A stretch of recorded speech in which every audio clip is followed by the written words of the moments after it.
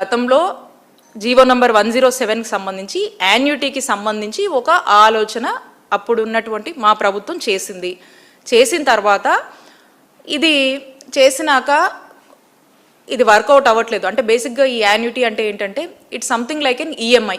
ఇప్పుడు మనం ఒక ఫోను మేము అలాంటి పీపీ ఆలోచన అయితే మేము చేయలేదు. మేము యాన్యుటీ గురించి ఆలోచించాము, కానీ మాకు ఇదే కరెక్ట్గా ఉందని చెప్పి ఈ పద్ధతిలో మేము చాలా ట్రాన్స్పరెంట్గా వెళ్ళాము.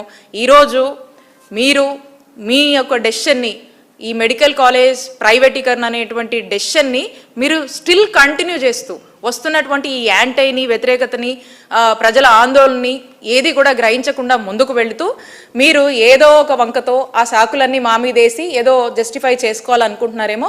మీరు చేస్తుంది ముమ్మాటికి తప్పు. మీరు ఈ యొక్క ఆలోచనని విత్డ్రా చేసుకునే వరకు కూడా ప్రజల పక్షాన వైఎస్ఆర్ కాంగ్రెస్ పార్టీ పోరాడుతుంది.